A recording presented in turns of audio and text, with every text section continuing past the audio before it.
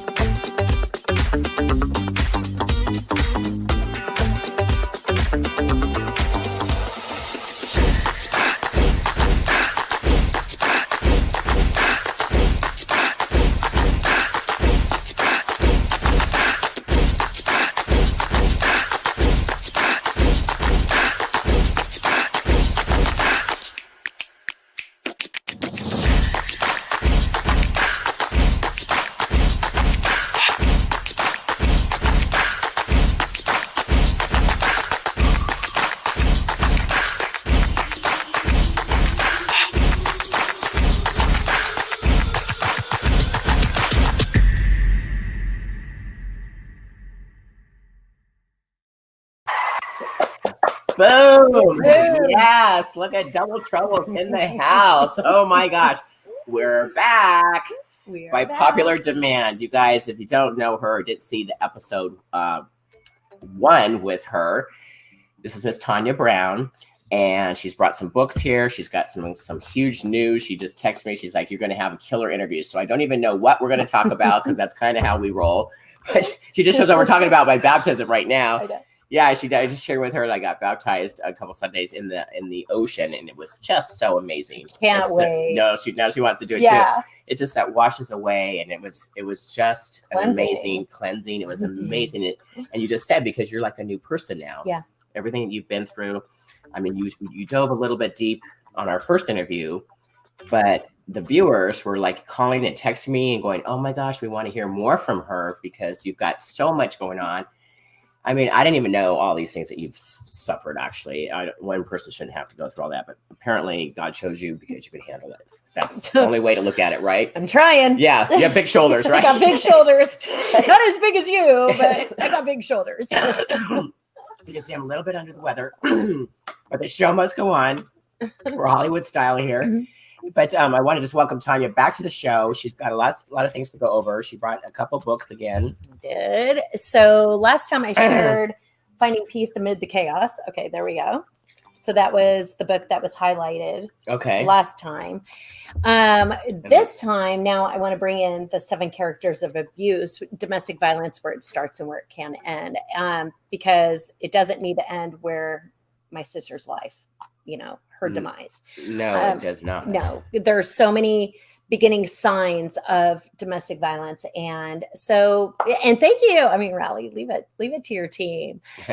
Everybody always thinks that domestic violence needs to start with a hit, a punch, a head through a wall, or anything like that. And that's not the case. It actually could be verbal. Oh my God. Verbal, sometimes worse. It's, emotional. Horrible. So back in 2016, 2017, I was dating a gentleman and his son I brought him back from college because You brought his son back? Yeah. I brought his son back from college because this young man was saying to me, Tanya, will you please tell my dad what good is a college degree if I'm dead? And I went, okay. The son said that? The son said that. And he was at a University of Nebraska at the time. Was somebody abusing him? No, it was more, he just battled with depression. Oh, and, okay. I guess, now in hindsight, definite, addiction issues, etc. But when that kid said 26, he was 25 or 26 at the time. And I went, wow, that really resonated with me because my first suicidal ideation came when I was at UCSD in San Diego. That's right. You did talk about that with the bridge, the Coronado the Bridge. And all the Coronado that. Bridge, I'm right? Like, you knew the height of it. And I'm like, that's scary that you knew that. Right. I drive over that bridge to go see my friend. And the height, I can't drive under it. I can't, or, float over it or under it, with my friend's boat. I can't drive over it because it is it's a huge trigger. But I haven't seen it in a couple of years. But with this young kid, when he said that to me, I was like, okay, Dad, what good is a college degree if your kid is dead? And I listened to that because I resonated with it, because here he is away. I was just in San Diego. Right. An hour away from my parents' house, right, where I grew up. He is like across the country at this time. And I listened to it and I said, okay, I go, sweetie, we need to bring your kid back home. Home, yes. And but unbeknownst to me, he had addiction issues, mental illness issues. Dad didn't, wasn't honest with me. Didn't acknowledge it. Did not acknowledge it. I tried my hardest to. And this was your boyfriend? This was my boyfriend, yeah, and his son. And, but for 5 months, I mean, I was basically psychologically threatened. I mean, it warranted a 5-year restraining order. Against the son? Against his son. With you? With me. And you were trying to help him? Yeah. That doesn't make any sense. Well, no, I have a restraining order against him. Right. For 5 years because he just wouldn't stop assaulting me, threatening me. I mean, wow. I mean, it was to the point. Stuff. It was You've very been through so much, girl. I know. I just can't even believe it. My head's like blowing up right now. But here I am. I'm like, everything in hindsight, I'm like, yeah, this is my life. You're so positive. I mean, you've had so much tragedy. The first time we talked, you're like your best friend from school, like a lot. All these things, and not only, of course, your famous sister and that whole OJ thing, biggest case in history, right? Isn't pretty it like much? Pretty the much. most insane thing ever? I was just talking to my mom about that, and I'm like, I've always said, if he didn't do it, who did? It's like so ridiculous, okay, right? So it's like the most basic question. So here today, and I'm glad that you're kind of segueing into this. I'm on the way to CVS to get some makeup sponges, and I get a call. Of course, darling. Right? For your live show. Of course. And I get a call from TMZ. Today? Just now, like literally like 20 minutes. Here. Yeah, like 20 minutes before we were supposed to go on. And it was with regards to an article that OJ, I guess, is writing or had written with regards to he is so scared to go to LA because he's afraid of the killer he may be sitting down next to the killer or what? Oh, brother. And that's Are you kidding me after all these years? And that's exactly what I said. I this said this is almost ridiculous. She goes, do you have anything to say about this? And I went like this. I went, oh Lord. I said, that's what I said. He may be sitting next to the killer. Yeah. He is the killer. Right. And here I was like, oh Lord. I mean, literally, this just happened like 20. This is so crazy. Like 20 minutes before. And when I got the call, I was like, I saw TMZ on my, because obviously it's like it's dialed into all of our phones. And I was like, okay, what's happening? Like, what now? What now? Like, what now? How many years? It was 27 years ago. Right. So she goes, do you have anything to say about this? And I'm like, oh, Lord. That was like that was my only. Your response. But then she kept me on the phone for a while. And then she was like, I'm so sorry for, or no, she said, do you think the interviewer, she was like, I didn't even know I was being interviewed. She caught me so off guard. I just needed, I guess, just to vent, to feel, to process. Because last night something happened as well. So like everything kind of within the last 24 hours have been like nuts. So after I said, oh, Lord, then she was like, so do you find this very disrespectful that people are always in your business? And I go, you're being disrespectful. I was going to say she's in your business. You're being very disrespectful right now. And, but it goes back to what my mom said in our last interview. It is what it is. And, after, she goes, so do you think OJ should be scared going to LA? And I'm like, oh, come on. One, I don't even think he can go to LA because he's under probation. I don't know. But what a moron. I'm like, where's he at? Florida? No, Vegas. Oh, he lives in Vegas? But like she goes golfing and stuff still and all that. Probably trying to find the killer out on the golf course. Yeah, right. I'm just like, I was like, why is everything resurfacing right now? Why? Like, what is going on? Last night, I get an email or a text message saying, Tanya, you need to contact this one man because they want Nicole's watch. And I have Nicole's watch that she was killed in.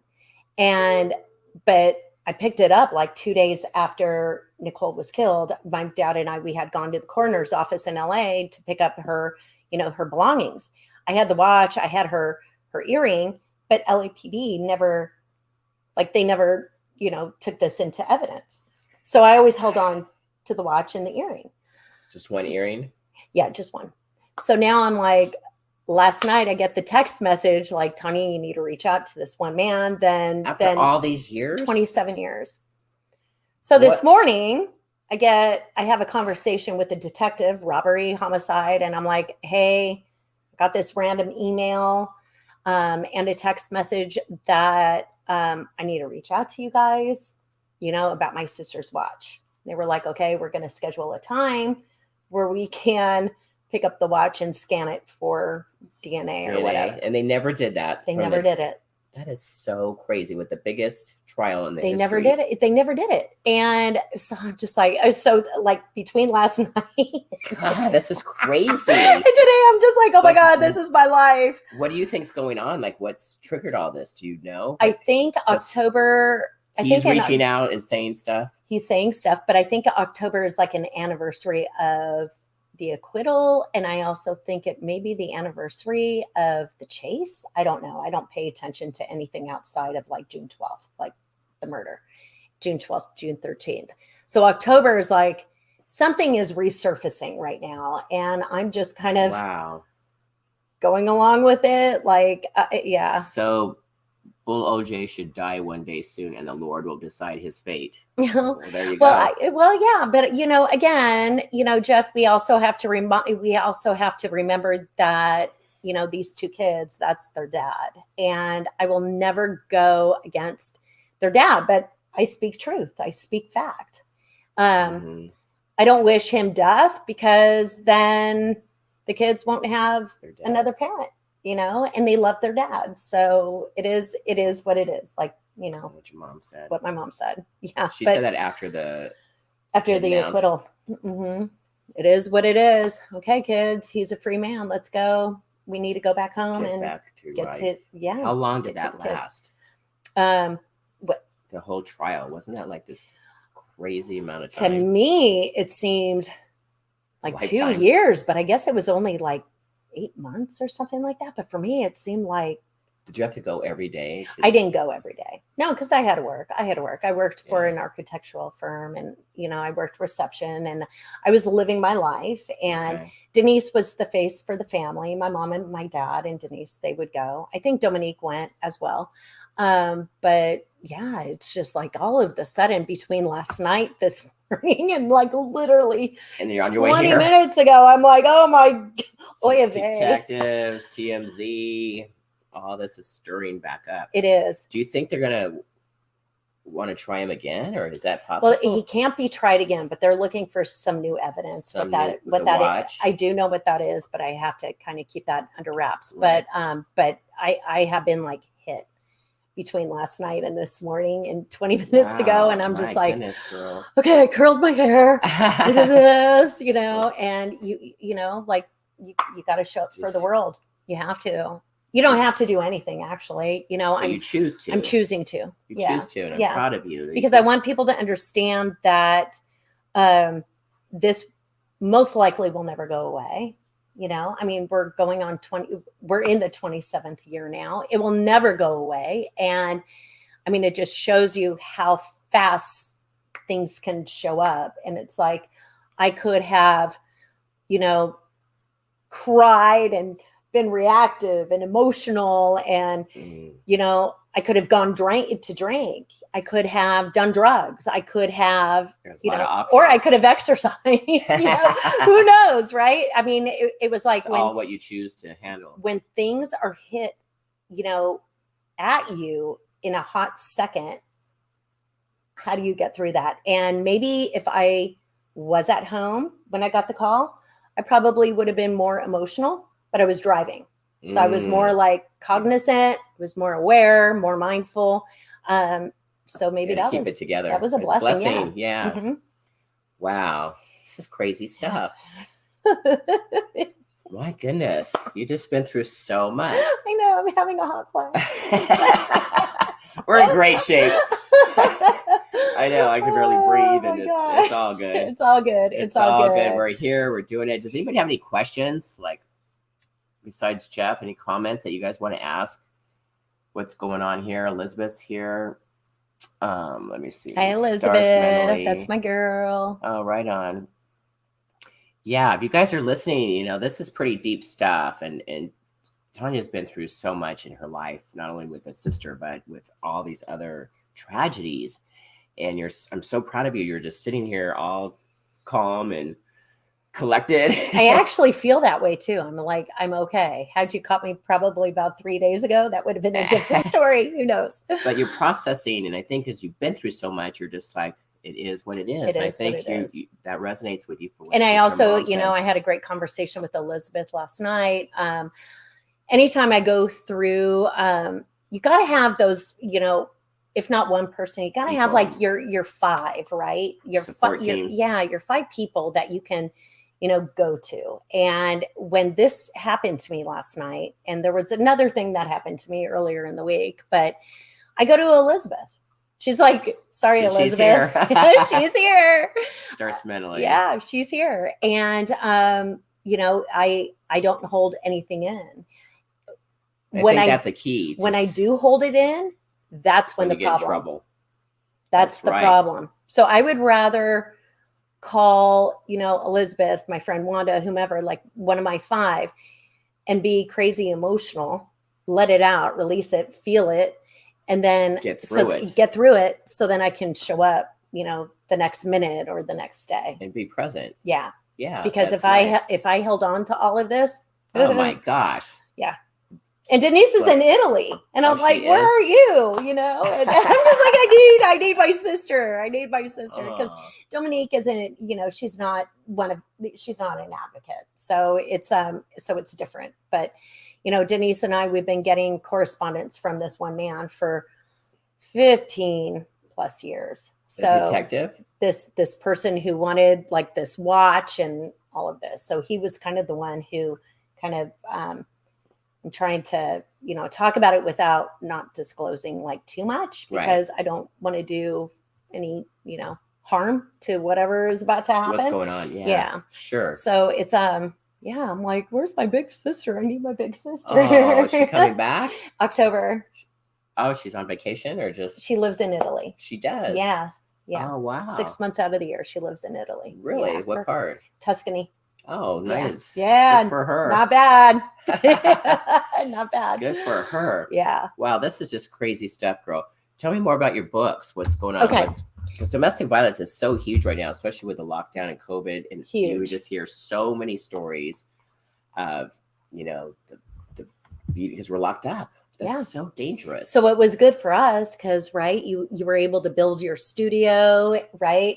Get rid of overhead and, but for so many women, so many children, and so many men, it was it was like COVID has been the most dangerous time for certain people to be isolated. Horrible. So what we think as like freedom, there were like families all across the world who felt trapped, shut in.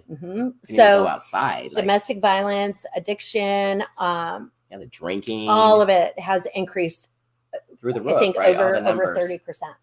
Depression, anxiety, suicide, over 30%. Been a real treat.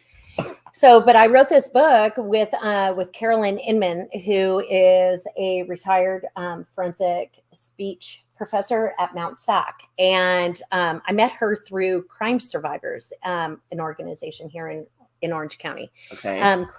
Crime Survivors does amazing things. So they're kind of like if you need a resource. Group. Yeah, I would not even so much like a support group. They offer that, but it's more of like a resource for people like, hey, where can I go for, financial stability? Where can I go to find a shelter? It's kind of like your one-stop shop. It's not quite like a family justice center as we have in San Diego and in Anaheim, but Crime Survivors was started by Patricia Winskunas, and she survived a potential murder from a 24-hour fitness trainer. What? How do you even know these people?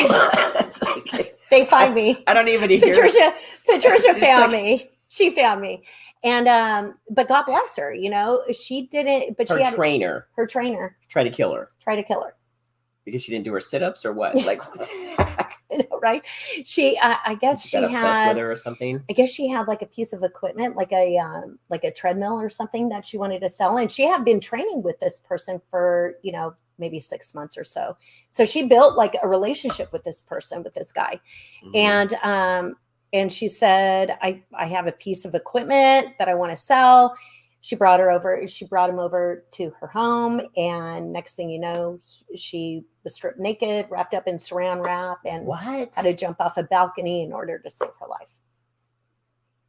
And he basically got like a little slap on the wrist. Yeah. That's it? That's it. Yeah. So Patricia and nice justice system. Well, between OJ and this our justice system, it works, but a lot of people fall through the loopholes. It's really unfortunate. But Patricia, she and I, we had, she had reached out to the foundation, the Nicole Brown Foundation that we had at the time. And I was like, Patricia, come over to my house. We'll have tea, And we spoke. This is like going on 25 years ago. And she made a commitment to herself that she did not want any victim to go through the court system alone like she had to. Oh, that's nice. So check out, Crime Survivors Incorporated here in Orange County. She started that. She started it, and that's where I met Carolyn. And I was looking, before I even wrote the book, I was looking for a speechwriter because you know me, I'm a blabbermouth. I can share a story all day long, right? That's why you're here part 2. Right? It's like if there's not a call to action, if there's not, a story is a story, but it's like the story needs to go, okay, now what? Right? And I didn't know that. And so I hired Carolyn, and we were at IHOP in Irvine. Pancakes. Yeah. And she what are the 7? So she was sharing with me.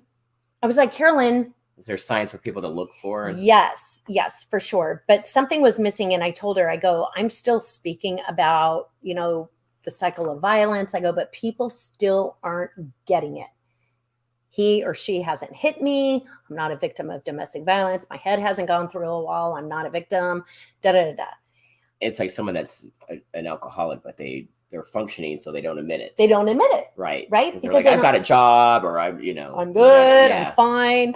But over this conversation, she's a grandma. So she said, oh, my daughter and I, we took the kids to Disneyland. We saw the 7 dwarfs. And I'm like, 7. The 7 characters, like 7 is like an operative number, right? Yeah. Right. So anyway, I said, why don't we take the cycle of violence? Wow. It's a wheel. So if you look up the cycle of violence, if you're listening and you think that you may be in an abusive or a controlling relationship, which control is abusive, check out the cycle of violence. And so anyway, we took that cycle and we made 7 characters. So when I say 7 characters, we have 7 characters. So here they are. One of them is the jealous stalker.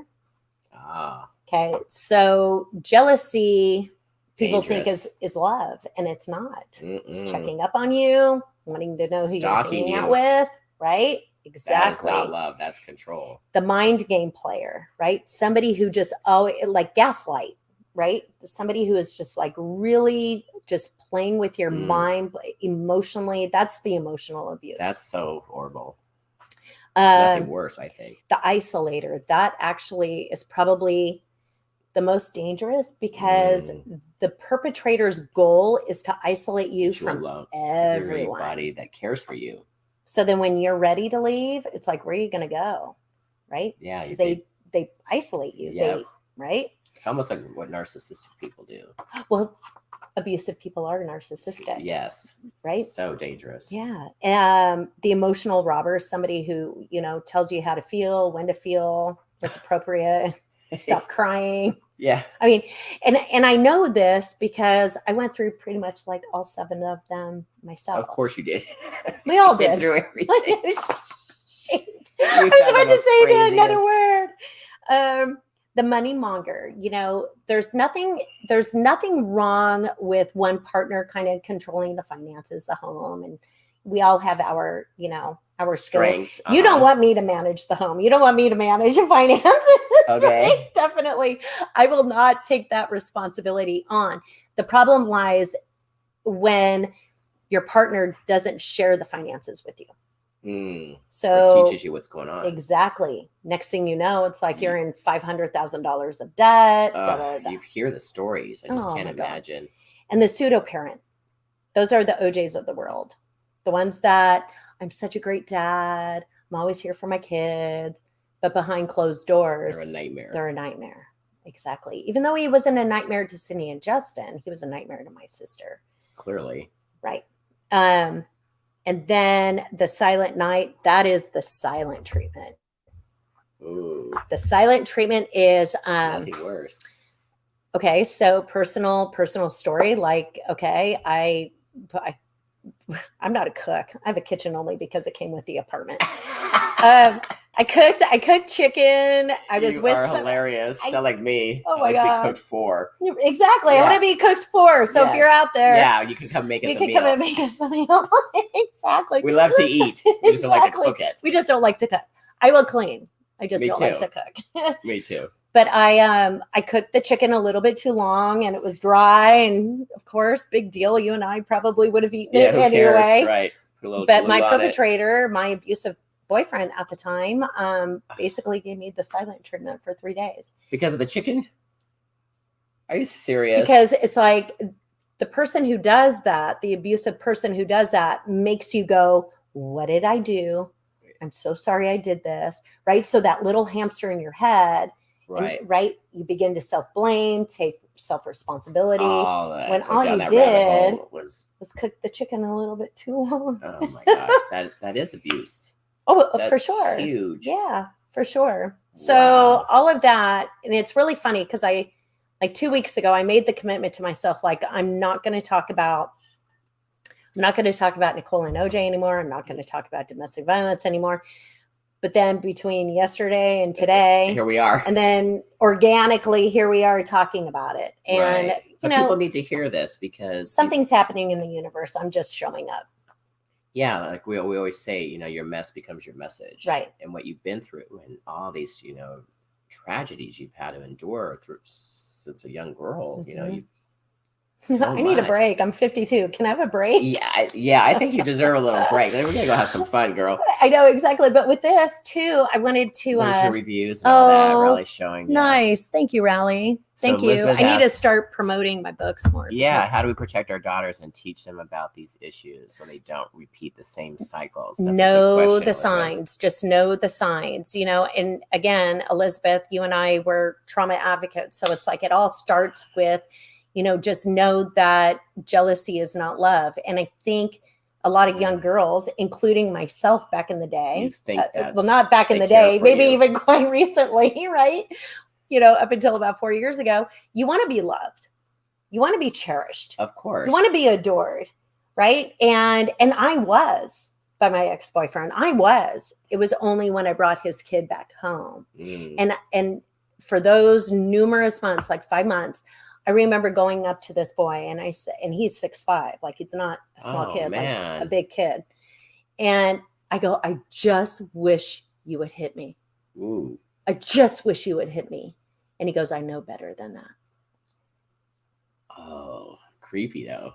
Creepy. I mean, but that was my life. I mean, Elizabeth walked through it and with me. I mean, yeah, we just need to know the signs. And, I think it all begins with, having the self-esteem, having the self-confidence. Yes.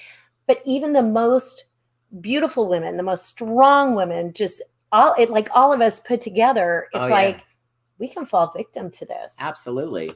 Maybe it's being a woman. Like I've had some narcissistic people in my life. And it's like, I didn't understand it. Now I get it. And now I know the signs and it's scary. Yeah. It is scary. They try to control you. They isolate you. They dominate you. Right. Like, they quash you. Like they don't want you to question everything. You're like defending yourself. Like, okay, are you kidding me? Like, it's just so crazy. It happens. It happens. It happens to you. It happens to me. I had a gentleman come and we went to lunch, whatever, and we were talking about it. And he shared with me that he studied for 2 weeks every single book, magazine, article that he can find on narcissistic people, trying to find one solution where they've changed. And not one time do they ever get better. They don't. Only get worse. So if you're in a narcissistic relationship, it only gets you guys worse. Do not try and change them. They're not going to be all of a sudden this amazing person, guy or girl, and normal or whatever. They're just not. You always think that you can. Yeah. Right? We're women. We want to fix. We want to help. Yes. Right? And it does not work. It doesn't. And so just give it up because you're only spinning your wheels and it will get more worse. Dangerous. And that's when it turns into some crazy things. Absolutely. Domestic things. You guys have got to protect yourselves. People are going wacko with this, lockdown and COVID and depression and anxiety. And like you said, suicidal thoughts. And people think that they're not enough. I mean, these are all things that I know both coach on now because we really want to pull people up and let them know and, shake them up that they don't have to take this kind of abuse. Yeah. Whether it's emotional or verbal or physical, it doesn't matter. It doesn't matter. Sometimes, I've been in something too. I'm like, just hit me. Just hit me. Yeah. It's. You take them down in a freaking heartbeat. Yeah, right. Yeah, don't mess with Lauren. No, because emotional is worse. It's to me. worse. It stays with you. Those are the scars that, when somebody is constantly threatening you, verbalizing, like abusive, like you down all the time, every single day, all day. Then you think you're not enough and you're not worthy. And you're like, because you've been told all these things. You get told something so many times, you're going to believe it. It's true. Yeah. So you guys, that's where, the coaching comes in and to get rid of some of those limiting beliefs and that negative self-talk. And I talk about this all the time because it's a real issue. It is. And everyone has it. Every speaker that we were at the women's We've summit, all had it. Every speaker's talked about it. You know what I mean? And just switching that mindset and really just focusing on squashing that, that negative. Get rid of the negative. What she call it? Christina. she named the negative self-talk. Sandra Yancey was really funny. I can't even ever think it was. It was so funny. I call my Fizzy the hamster. Fizzy the hamster. He just keeps going, spinning in your head. He just spins, and I sometimes I give into it. And Elizabeth, has known me for 15 years, if not more. And, it's so hard to like stop it when you're like in the midst of it. Oh yeah. You can't see. So hard. Yeah. You can't see. That's you're blinded. Would she say if you grow up in an environment like you don't know better when you're normal. Older? Yeah. Either because that's what you think is normal. It's that's your normal. Right. That's you don't know that any difference until you get out. And I think this is where, a lot of people, I've been criticized too, where everybody's like, they go against me, like, OJ this, OJ that. And I'm like, it's all he knew. He grew up in an abusive home. I mean, a loving mother. I mean, Eunice was amazing. I mean, his mom was absolutely wonderful. I only met his dad one time, but grew up in Portola Hill in San Francisco, I mean, tough. And it's his normal to treat people that way, so I think it's, take OJ out of the equation, put like all controlling people, all abusive people in that platform where that's all they know. That's their norm, right? So Elizabeth used to do anger management and battered treatment programs. And I went to speak to a couple of her programs, and some of them were all women because it's all they know. Right. So we can't blame. Yeah, you only know what you know. Not everybody kind of grows up in, Monarch Bay with a loving mom, a loving dad, chaotic, crazy sisters, but not everybody grows up that way, so that's my normal, right. Loving, nurturing, relationships, right? But for a lot of people out there who come from this background, we can't judge them. All we can do is really get the help. Try to help them, yes. Try to help them. But know this, you can't fix them. So if you're in this situation, right, you can lead a horse to the water, but you can't make it drink. Correct. Right? So if you're listening to this, do not fix them because they cannot be fixed. Unless they want to be fixed. And with a narcissistic person, most likely it's not going to happen. Never. Yeah. That guy was shocked. He said he literally locked himself up because he wanted hope. Yeah. One person that changed. He was just looking for one and he could not find one. Yeah. He was like devastated. Yeah. Because he had to leave this woman. Well, narcissism is a personality disorder. With other mental illnesses, we can take a pill like medication, antidepressants, etc. But with personality disorders, there's no medication for it. So most people don't admit that they have that. They have that. Well, a lot of people don't know that they have borderline or narcissism, right? So they don't know that unless they're kind of diagnosed with that. And there's no pill for it. There's no medication for it. Yeah. The only medication is therapy and run. Honestly, get out. Your life is way too valuable. I'm not going to say I wasted a year and a half with my ex-boyfriend. I'm not. I mean, it was great with him until I brought his kid in. But I stayed away from dating for 4 years. Wow. For 4 years, because I was like, what is it? Heal. Well, that too, but it's like, what is it within me that's attracting that? That's attracting this. I thought the same thing. Right? And I figure, okay, I'm just going to stay away. And we're like targets. Yeah. But it's nice and loving and kind and sweet. And they know that they can just right? Like take you. Yes. Suck you up. So now they're usually very charming, good looking, witty, smart. Operative word, charming. Right, charming. And everybody loves them on the outside. Yep. And behind closed doors, there's somebody different. So then you look like an idiot when you're complaining about the relationship, right? Yeah, exactly. Because they have this beautiful persona. So yeah. Then you're like, and then you start complaining, and everybody's like on you. Yep. You look like the emotional crazy one, right? Which I am, but. So that's what they do. They switch everything around. They're very talented. Very, very skilled. It's a professional thing. It is. It really is. Yeah. I mean, it's a full-time job for them. I've met a few and they're professional. They're very good at what they do. They are. But just don't do it to me. Yeah, exactly. And if you guys are in it, really take a look at this and listen to what we're saying, because it's actually no joke. It can be very dangerous. My mom ruin your life, literally. My mom, when I was in that situation, my mom said, Tanya, you cannot come around me. You are going to give me a stroke. Your mother said that? My mom said that because I was hyper vigilant. I was angry. I was scared. I mean, I was being threatened like pretty much every day. From the right? Kid? Yeah. 6'5" person. Loser. Yeah. Who's still like, I mean, it's sad. It's like, you know, he needs help. Illness. Yeah. Yeah. He needs help. I, you know, my heart goes out to him. My heart does not go out to my ex because the ex didn't do anything. He doesn't like want to help him. So whatever. Yeah, but no, it's, it will consume your life. It will. So how do and they're so subtle and charming. Yes, so they are. Does. Yeah. Yeah. Yes, they are. We can clearly see we both been there. Been there, yeah, more than once. So how do you like overcome like trauma? How do you move beyond it? Yeah, let's talk about that. Because that was your topic. Still trying to figure it out. Can we Google it? Let's Google it. Yeah, Dr. Google.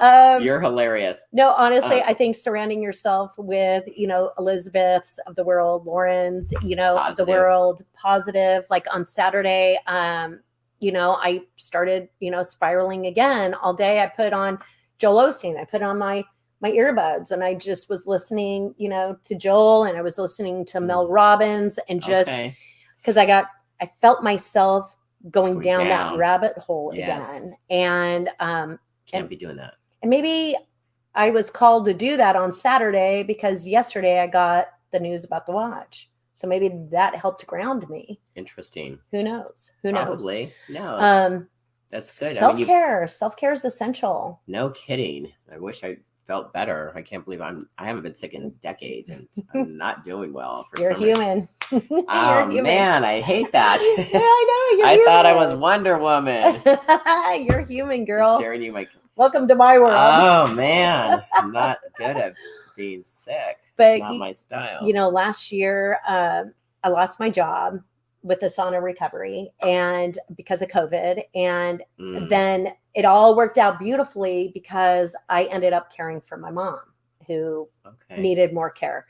And for almost 5 months, I took care of her. So, which was a blessing. And, but because of that experience, my self-care went out the window.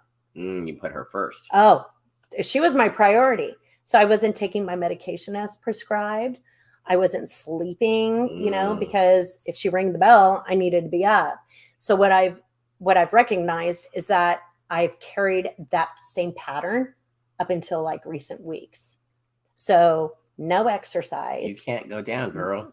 Not taking my medications as prescribed, right? Just not eating right, because that habit, I hate to cook, but that habit, like, I'm like, oh my God, I have to get out of this routine. Yeah. And I can help you with that. Yeah, exactly. I know we keep talking about, but I just got a new job. So it's like, I love it. Love. And so once I like get really into it, you know, because right now I'm still getting my feet wet. Okay. I'm hiring you as my. That's right. Because get that trained. These aren't my arms, but they feel like that. It's your blouse. Don't be silly.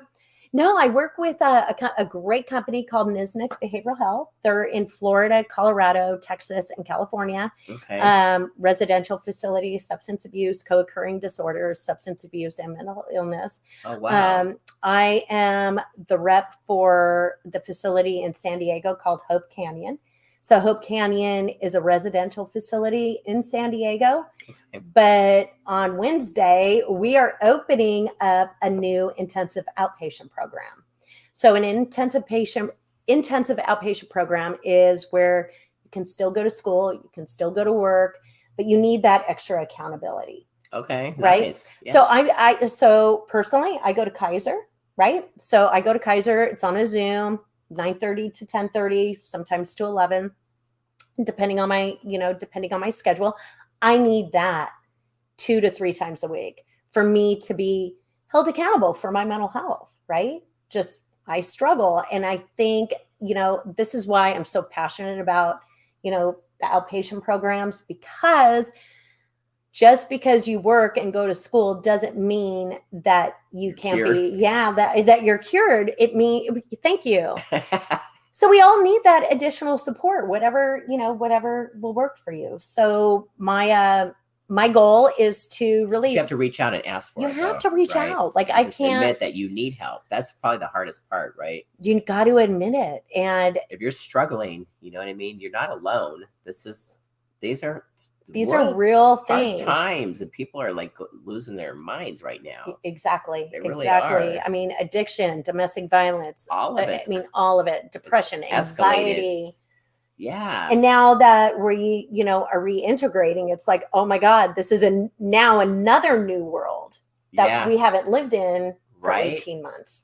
Right. So it's like, oh my God. People are stressed out. Now, a lot of people, right? A lot of companies are requiring their employees to go to the office. So it's like, oh my God, how do I do this now? I haven't done this for 18 months. Right. Right. So, but there's hope, and Hope Canyon, duh. There's hope. No, it's a great company. I love my team. My boss, Misty, is amazing. The new director, Kate, I love her. I've got Laura Giffen and Beth Saunders. So Beth is in San Diego. Laura's in Orange County. And I'm here in Orange County, but I'll be working with Beth in San Diego. Okay. And so, sometimes people need to leave their own city to get help. Sometimes we're here in Aliso Viejo, but say, for example, if my drug dealer was next door, or if I went to, all the liquor stores here in Aliso Viejo, that could be a huge trigger for me. So depending on how serious that you want to take your recovery, get help, sometimes you need to go out of the city, or out of the state. So NISNIC is everywhere. And we also have an adolescent treatment program called Safe Landings. And we have an eating disorder program. So nice. It's a great company. I'm blessed. I'm really, really blessed. That's perfect for you because you've been through all of that. Yeah. Like you can relate to almost every issue somebody has. My gosh, more than anybody I've ever met. Thank you. From the first interview, but you're still here. You're turned it around literally, and are so into helping other people with whatever their issue is, whether it's emotional abuse, domestic violence, trauma, depression, whatever it is. It's like I've gone through it. All of it. There's your books again. You guys, if you want to reach out, go to tanyabrown.net for her books /about, and she's got Finding Peace Amid the Chaos, and then the 7 characters of abuse. And we talked about that. There's your reviews. That's so nice. Yeah, it's a big deal. I mean, you're really hitting on some major deep subjects that aren't really light and fluffy and unicorns and rainbows. Like this is serious issues that we're talking about. And I wrote these way before the pandemic. So this was written in 2012. This was written, I don't even remember, not too long ago. But now, after, we're still kind of in the pandemic, but I firmly believe we're kind of, on the outskirt of it now, hopefully. But, these books can really help somebody for right now. I love the books because I'm all about self-reflection. I'm all about introspection. So there's a lot of questions in here where, you have like a workbook. Mm-hmm. So it's you can write, you can journal. Oh, I love that. Yeah. Introspection. Nice. It's, so it's just not a read. Right. It's I want you to do the work. Do some action there. And then the same thing in the back of this book, I called it Tanya's Tools for Change because I was going through grad school and I couldn't find out a more creative name. You could just call it Tanya's Tools for Change right now. Perfect. And these are tools that I learned when I was in the psych unit in 2004. They were given to me by professionals at South Coast Medical, which is now Laguna Beach, or Mission Laguna Beach. Uh-huh. Yeah. So, this is no fluff. There's it's real stuff. Real stuff. Tools given to me by professionals. She is no joke. She's been there, survived it, gone through it. on the other side of these still things. Still surviving, but it's never done. You still have to constantly work on ourselves. Yeah. You know what I mean? It's called life. Yeah. Really. And today, you know, between last night and today, instead of me going all like crazy and emotional and doing, you know, what I used to do, it's like, okay, Elizabeth. Okay. And then I called my attorney Trip. Like, how do I handle this? You know, it was like I was very proactive. Is this TMZ comment or? This was had to do with the detective and the watch. And you know, I was just very okay. It's calm. It is what it is. It is what it is. I love that. I love my mom, right? Yeah, it is. And then my sister Dominique always thinks, oh, that's a cop out. And I'm like, no, it's not. It's like, it's very profound. It is what it is. If you can't change it, you have to accept it, but move on. You know what I mean? And we still have to live our lives. Exactly. And like what I told her, you know, with the TMZ thing today, you know, I said, that's so ridiculous. I can't even believe that happened. What a stupid question. I mean, like everything within like 24 hours. Stupid thing to say. But she said, he's frightened to come to LA. Yeah, he's frightened to come to LA because what if he's sitting next to the killer, or what if he, and then, what if somebody kills him? And I'm just like, oh my God. I'm sure people want to. Yeah, I'm sure. After all these years, you know, I hope that doesn't happen, you know, because, you know, there's kids. Yeah. But just like, what is happening? Why is this all resurfacing? But, you know, interesting. I wonder why. There's got to be a reason. So you guys stay tuned because obviously there's something happening. There's something happening. Oh, and then I was on hold with T-Mobile and Babyface was playing, and Nicole loved Babyface. Remember Babyface from the 80s? Oh my gosh. And I'm like, what is happening right now? So all the signs. It's all the signs. But you know, the old Tanya would have freaked out, would have flipped out, would have screamed, cried. Because you have to like relive all this stuff again. Yeah. And now I'm just like, okay, it is what it is. What do you need from me? Right? Went, oh Lord. Here's the watch. Here's my comment. Oh Lord. Yeah. You know, like, what are you gonna do? You gotta do what you gotta do. Interesting. I'm still on this side of the grass, I guess. So that's right. I'm doing something right. You're doing good. You know what it is? I think, I have a great job. I love my job. And I think the one reason that really keeps me here, like alive on this side of the grass, is that I don't have a problem venting. Clearly. Right? So I love it. Find that person that you can really share with. And that is really how you get through traumatic events. Stuffing things down is never the solution. The stuffing led me to write this book. The stuffing. Well, that's what people drink over and do drugs over, because they stuff all those emotions. Stuff. And that's what happened to me. Or drugs and alcohol on top of it. Right. To keep it down, right? And that's like never nice. That's never a solution. Never. So things are gonna bubble up and right? Yeah. We did that together. Yep. And that's what happens. That's what happens. So do I have time to share the Tanya formula really fast? If not, Rally, I'll send you the handout.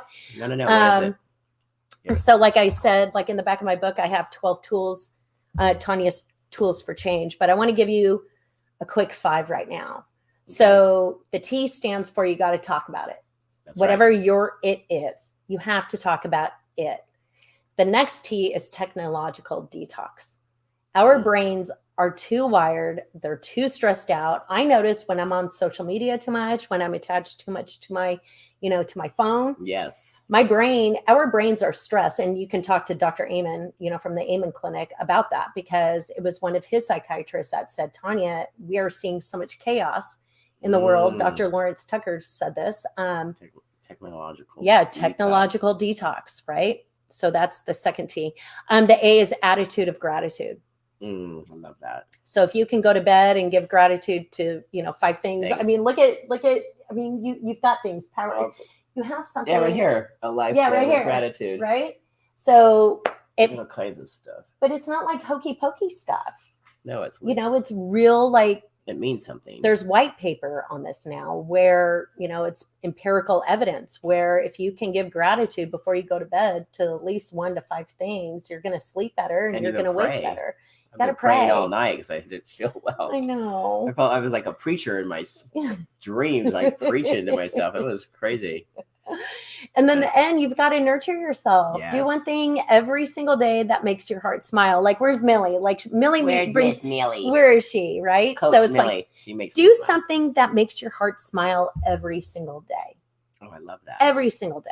That is so good. And then the why is you. You have to schedule yourself into your day. Absolutely. You know, we scheduled this. Yep. We can't schedule TMZ because that stuff will happen. Like, I've been on TMZ a couple of times. right? God. I got a picture with Harvey. I'm sorry. I know. Actually, it was positive though when I was at Muscle Beach. I've been on a couple of times. They put me on, but it was fun. It was a positive. So you look at Harvey now and look at Harvey when he was in the courtroom. Two totally different people. Yeah, I've got a picture with him too, and he's so little. I should show you because I actually interviewed there to work there. Oh wow. And then they wanted me to like jump out of the bushes and interview the celebrities or something and take. Like ambush. Yeah, and I'm like, that is so not my style. So... I'm like, are you crazy? I'm like, I'm not jumping out at people. I feel like, oh my God. I'm like, I go, believe me, people want to take their picture with me. Like, right? It's not a problem. Not right. And so after the interview, Harvey was in Trader Joe's and he's looking at peanut butters. And I'm like, I tap him on I'm like, turn around. And then my friend had a camera and we took it. Now you know how it feels. And they go, and we took the picture and he goes, that was impressive. And then I was helping him pick out peanut butter. It was really funny. It's always Harvey. Leave it to Harvey. He knows things. He's so little. He's so little. He's so little. I had like some heels on and this black crazy. I'll show you the picture later. But leave it to Harvey. It's like he knows everybody's business before we even know it. Like I didn't even know this business until his team like called me today, you know. Interesting. But you got to schedule yourself into your day, guys. So you know, it's like a date with yourself every day. Yeah. Put it in the calendar, whatever it is. And you know what? It's like, self-care, you know, yeah, self-love. we have our cell phone and all of that, but there's some truth when we put pen to paper. Psychology says when you put pen, like old school day runner type, when you put pen to paper, psychology says that it actually gets retained more than if you were just to do type it a phone. Mm-hmm. Really? Yeah. I didn't know so I you know, I do my old school. Old school. Not all the time, but when I don't do it, I'm like, oh my God, I'm missing appointments, right? Yeah, see, this thing runs my life. I'm guilty. Yeah, but everybody's different. Everybody's different. And then the last A is the attention on the positive, because no matter how crappy your life is, there's always a silver lining in it. Absolutely. It's just, you know, we're just so busy up in here with kids, life, work, all of that life, that we don't sit still to go, wow, what's the positive in all of this? So what's the positive in everything that I went through between yesterday and today? I don't know. I don't know what that is. You're handling it better than you normally would have. Yeah. So that is a huge positive. You're here just talking about it calmly. There you go. Talk about it. Awesome. Technology detox, attitude of gratitude, nurture yourself, attention on the positive. That's fabulous. Kelly, you're awesome. He just made that for you? Yeah. Well, that just about sums it up. That's fantastic. Yes, doctor. Amen. It's all about relationships, healthy ones. Yes, you guys. Healthy relationships, first and foremost with yourself. Absolutely. Yeah. Yeah, we're both working on all the time. All the time. You know? Yeah. Yeah. So you got to be content with yourself. I used to always go from one relationship to another. I was like never single. And now I'm like totally single. I get bored in an hour. Like, what do I do? Millie. Yeah, right. I just have such a full life that, you know, I've got to let someone in at some point. But it is a little scary because I've been through some narcissistic, you know, personally, which I really don't talk about either. But you kind of brought it out of me. But it's important to talk about it and share because even though we're both strong, powerful women and we got it together, it happens. And it's like you become a target because of who you are. Right. And they want to change you and take you down. And it's like, and then you get sucked in and you're like, what's happening? Because you want to appease, you want to nurture, you want to fix. And it's like, we give in, and it doesn't make us weak at all. It's just the way our brains, I guess, are wired as women, you know? Wow. And so that's why I really wanted to stay away, you know, for 4 years. Yeah. So the next time somebody goes, then I could go, bye. Yeah, red flag. Bye. I dated a guy in March. Elizabeth knows this person. He was a great guy, but then I had, you know, a mental break basically, you know, after the death of my mom. If I didn't have a break after my mom, then I probably, wouldn't be human. Right. Right. Of course. And, finding my mom unresponsive and everything. And this person couldn't empathize. He couldn't support. He didn't understand. And he turned it around and became judgmental. And I was like, bye. No. Don't need it. No. Don't need it. No, we don't need that. So you guys to listen up. I mean, we're really serious about this. Yeah. I know we laugh and have a good time and all but that. It's serious stuff. Positive. It's very serious. And if you find yourself in one of these crazy relationships, get an exit plan. Yeah. And you have to get out safely too, because sometimes it's very dangerous to get out of these. It's actually more dangerous when you try to get within 72 hours. Yeah.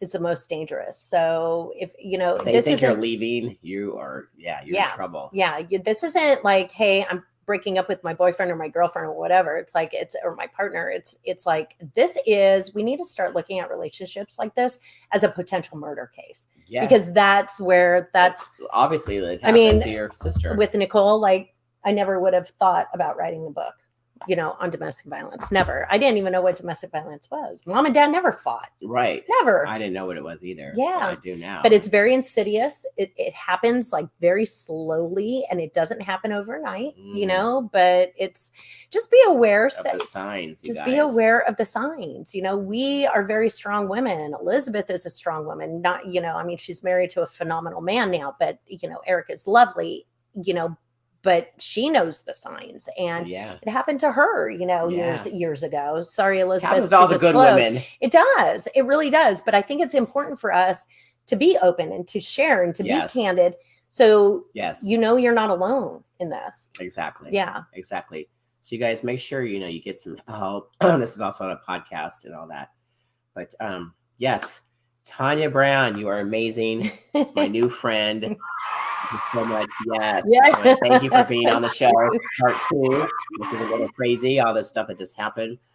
But we're going to stay tuned what's going on with TMZ and Crazy Man. God. I know, right? We'll see. And if you'd like to be a guest on my show, just go to powerhourtv.com/guest. If you'd like to be featured like Miss Tanya on the power seat here. Elizabeth, you'd be great. Yeah, we'll get your friend on here. Absolutely. If you want to get on a call with me, that's available as well. Maybe not today because I can barely talk. But there it is. $500. Scan that for your calendar. What else? And this is going to be on podcast everywhere. Please join my YouTube channel. There you go. And what else? We will see you next week. Oh, yeah. Text the word POWERS to 888-907-2480 so you don't miss anything that's going on here with the Power Hour. Get your calendar. I know I'm choking.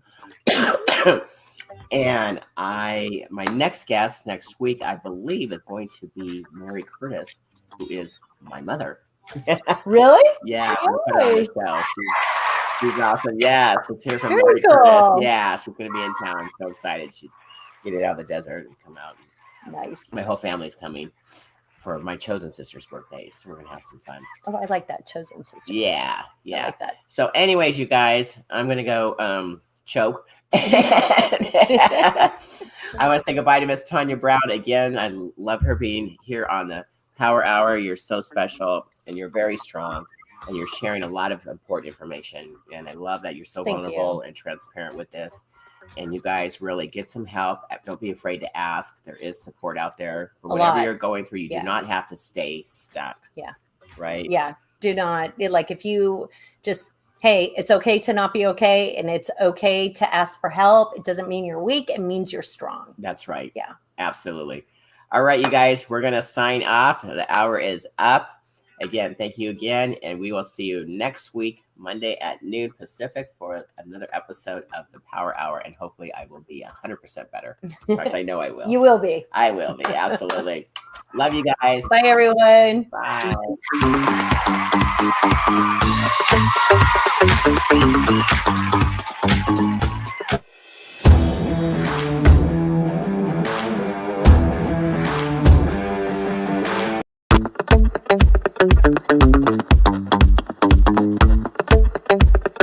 Thank you.